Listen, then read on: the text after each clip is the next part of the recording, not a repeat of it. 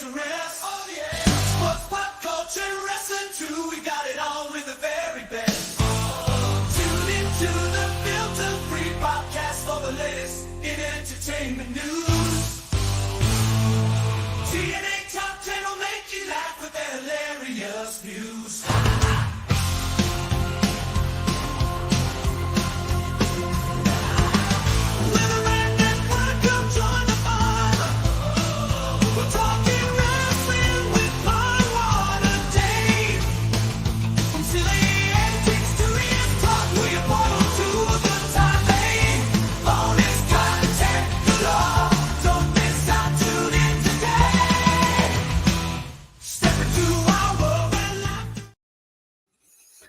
Hello and welcome to the Ram Network's coverage prediction show of WWE's Bash in Berlin, live on Peacock from Berlin, Germany. Going to be a nice little PLE today. Not a lot of matches, probably a lot of action though. It's going to be really exciting. I'm Palmwater Dave. Thank you for joining me for this Ram Network presentation. We're going to jump right into it.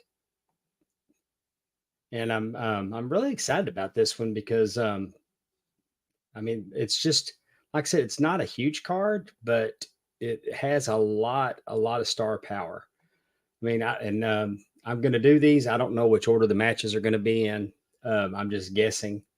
CM Punk versus Drew McIntyre. This is going to be a strap match.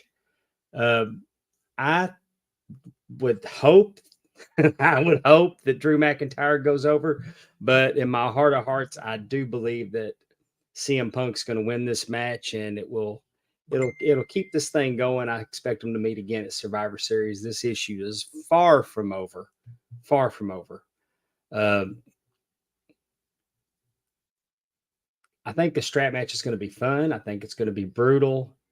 I would prefer it be a strap match with a pinfall. I'm pretty sure that this is going to be a four corners match. Honestly, I just don't know because I've grew up with both. I mean, Wahoo McDaniel do an Indian strap match with pinfall. They'd also do them where they drug them to all four corners. Either way, I think just a lot of violence. I think it's going to be, it's a very personal issue between the two of them. McIntyre seems to always come out on the short end, is why I'm saying that I think CM Punk's probably going to win this, but it doesn't mean that I'm not pulling for Drew McIntyre. Moving on, we have the Women's Tag Team Championships. We have Bianca Belair and Jade Cargill, the former champions, getting their rematch against Alba Fire and Isla Dawn. I can't believe that Alba Fire and Isla Dawn are still holding on to these tag team belts. It makes really makes no sense to me that they've had them this long. I knew why they won them. It was a hometown rub, and I just don't.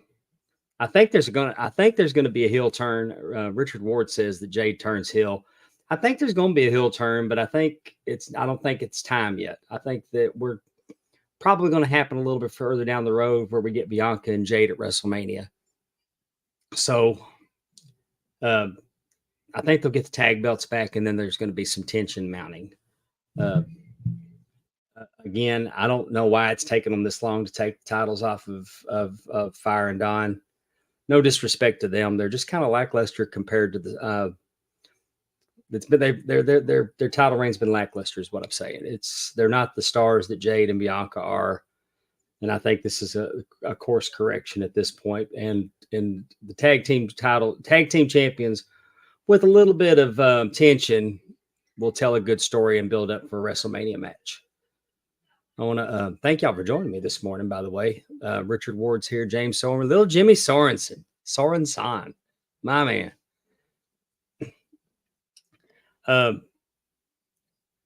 We're going to move this right along.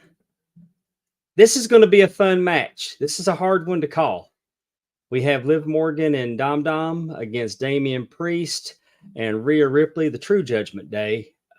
This is a grudge match. And common sense would tell you that Mommy and Priest are going to win, but I think they're going to keep this thing going for a while. And I could see Dom and Liv stealing one here. In fact, that's going to be my prediction: is Dom and Liv are going to steal one. If Dom and Liv don't, or they get up, or maybe they just leave. Maybe they just leave and it's a count out finish, and they have to escalate this to a cage to keep them from getting away. Priest and Rhea are they're not, they're not textbook baby faces, but they are definitely the baby faces in this encounter. But you look at Dom and Liv, and they are the definition of a chicken crap hill. Dom is, everybody hates him. They truly want to see him lose. They want to see him get abused. They want to see him get beat up. And they've hated him for a long time, and it's not getting any better. This is not a team that you want to see win. And that's why I think that they're going to steal one in Berlin. Oh, listen to me. Listen to me making rhymes this morning. So that's my prediction on that one, is that Dom and Liv are still in this one, and this isn't the last we're going to see of them. Cody Rhodes, the WWE champion, defending against his friend Kevin Owens. I don't see a scenario that Kevin Owens beats Cody. He was going on and on about Cody's knee last night. So if there's a story with Cody's knee, I think that's what's going to be told in the ring today. Wasn't real sure what they were doing with that, but I mean, Kevin Owens has taught us over the years, you can't trust him any further than you can throw him.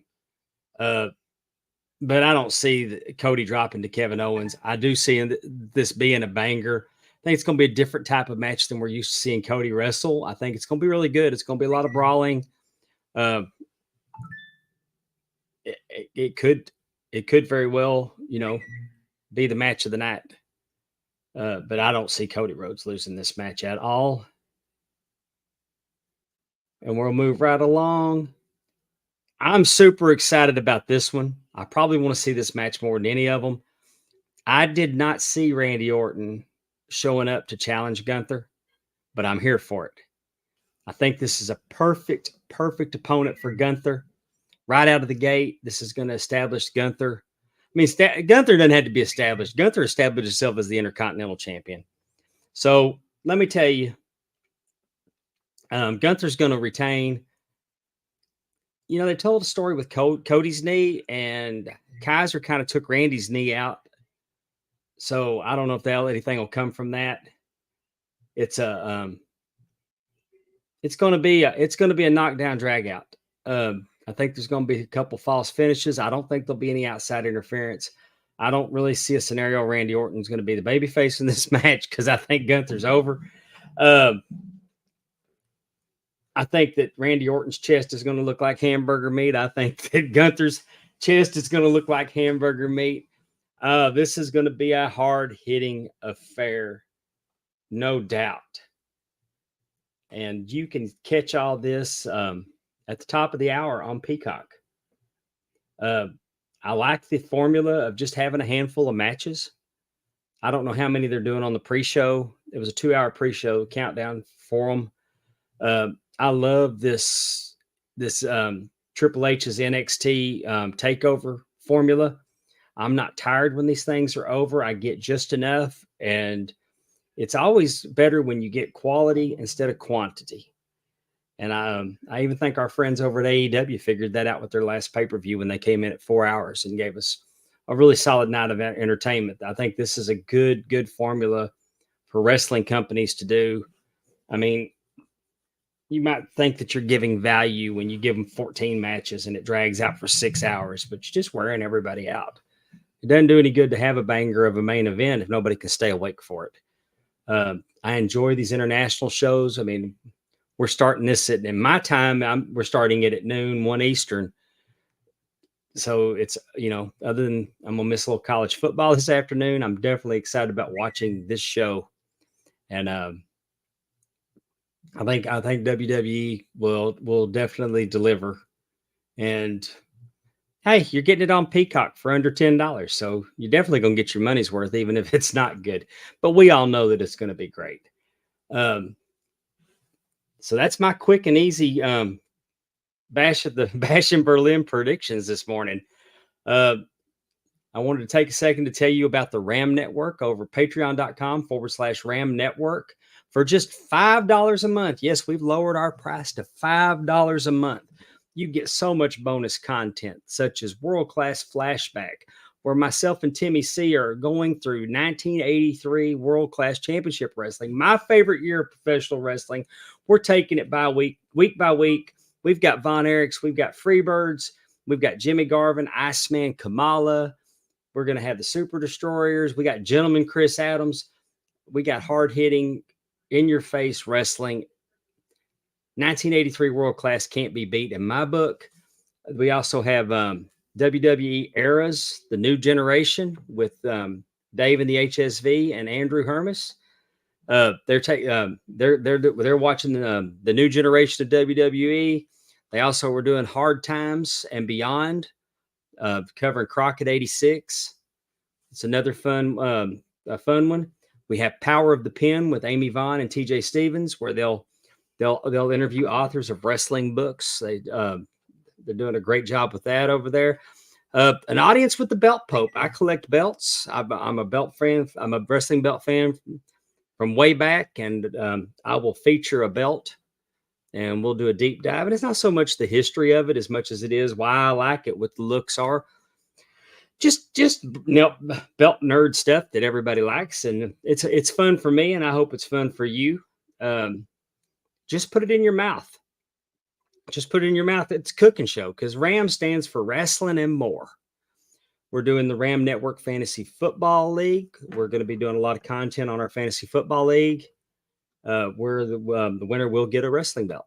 We'll have a championship belt for our league. So all this and plenty more. We pop in and do live content. We're gonna do live watch-alongs, where we'll invite y'all to come in, and we'll watch, just something on whatever. We can watch pay-per-views. We can watch old content. We can watch new content. Just a chance for your wrestling friends to get together on Zoom, and we'll fellowship and we'll enjoy wrestling, the thing that all brings us together. Another fun show that we're doing over there is called I Was There. And this is where our members, for just $5 a month now, you can submit the greatest shows in history that you actually attended, the ones that mean the most to you. And T-Weave will bring you on, and y'all will watch the show, watch the matches from the show, talk about what made it great for you. You share your memories. I was there. We've already done the first episode was Saturday Night's Main Event 2006 from Dallas, Texas, where I was on the front row. Caught DX's t-shirt. Shawn Michaels threw his t-shirt. I caught it. I was on hard cam front row, so it was a fun night for me. But we'll do that, covering wrestling's greatest shows over on the RAM Network. RAM Network Patreon/RAM Network. $5 a month. We're going to give you more content than you can keep up with. We promise, and we hope that you'll support us over there and join us again the next time we go live. Go to our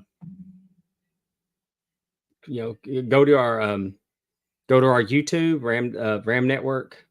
You can go to my YouTube, pwdpod.com.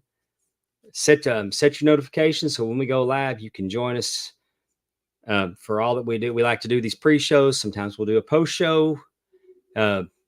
Sometimes we'll jump on for breaking news. But our goal is to keep you thoroughly entertained with wrestling content. So everybody, now I hope you enjoyed it. I'm glad you joined me today. I appreciate you so much for doing so. 86-87 NWA hit for me real hard too, Andy, because World Class was dying down at 86-87. It was starting to fall off. It wasn't as fun as it used to be. And Ric Flair, Dusty Rhodes, the Horseman, they all filled that void that as one territory went down, the other one was coming up. And I do agree with Andy that the 86-87 NWA was tops. It was really good. So until next time, I'm Palm Water Dave. Thank you for joining me here exclusively on the Ram Network. Goodbye.